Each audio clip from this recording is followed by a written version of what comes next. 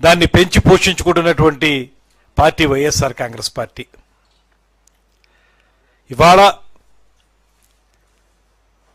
ఎన్నో సందర్భాల్లో రాజకీయపరమైనటువంటి విమర్శలు చేయాల్సిన పరిస్థితుల్లో సైతం అవి చేయడం మానేసి వ్యక్తిగత దోషణలకు వెళ్ళి, ముఖ్యంగా మా ఉప ముఖ్యమంత్రి వర్యులు పవన్ కళ్యాణ్ గారిని వ్యక్తిగతంగా అనేక పర్యాయాలు దూషించి ఆయన వ్యక్తిగత జీవితంకు సంబంధించినటువంటి మాటలు మాట్లాడి ఇవాళ తగుదనమ్మా అని చెప్పి నీతులు వల్లించడానికి ముందుకు వచ్చినటువంటి వైసీపీ నాయకులకి ఒకటే నేను మనవి చేస్తున్నాను.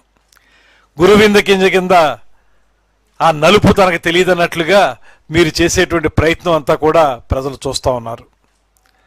సాయికృష్ణ మృతి విషయంలో కానీ, మృతి అయ్యారనేటువంటి మాట అంటున్నారు కనుక, అదృశ్యమైనటువంటి విషయంలో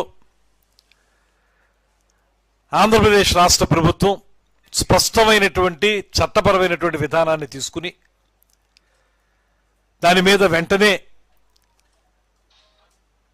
అభియోగం మోపబడ్డటువంటి సిఐ నాగరాజు గారిని సస్పెండ్ చేయటం, తూర్పుగోదావరి జిల్లా ఎస్పీ గారిని ఎంక్వైరీ ఆఫీసర్గా వేయటం, అదేవిధంగా ఆ తర్వాత మరింత లోతుగా విశ్లేషణ జరగడానికి, న్యాయం జరగడానికి వీలుగా సిట్ వేయటం, సిట్ ద్వారా ఇవాళ నాగరాజు గారిని అదుపులో తీసుకునేటువంటి కార్యక్రమాన్ని చేపట్టడం, ఇవన్నీ కూడా ఈ ప్రభుత్వం తాలూకు చిత్తశుద్ధిని స్పష్టంగా తెలియజేస్తూ ఉన్నాయి.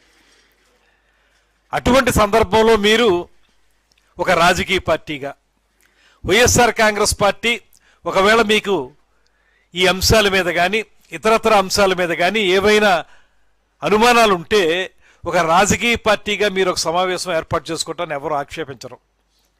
మీరు కాకినాడలో ఏర్పాటు చేసుకున్నదైనా, ద్రాక్షారామంలో ఏర్పాటు చేసుకున్నదైనా, ఏదైనా అదొక రాజకీయ పార్టీగా అందరూ కలిసి ఏర్పాటు చేసుకుంటే సహజం కదా, రాజకీయ పార్టీలు పెట్టుకుంటాయి కదా అనుకునేవాళ్ళం. మీరు మళ్ళీ ఇక్కడ కులాన్ని తీసుకొచ్చి ఒక కులానికి చెందినటువంటి నాయకులు అందరూ కూడా వైఎస్ఆర్ కాంగ్రెస్ పార్టీ వాళ్ళు అక్కడ ద్రాక్షారామంలో చేరి కులాల మధ్య విభజన తీసుకురావడానికి, కులాల మధ్య చిచ్చు పెట్టడానికి, దానికి ప్రాతిపదిక ఏది తీసుకున్నారు? మీరు సాయికృష్ణ గారి అదృశ్యాన్ని మీరు ప్రాతిపదికగా తీసుకున్నారు. అంటే ఇక్కడ ఎవరైనా ఏ ఇబ్బంది జరిగినా దానికి కులాన్ని పులవటమే మీ ధ్యేయమా? కులం పేరెత్తి కులం ద్వారా సమావేశాలను ఏర్పాటు చేసుకుని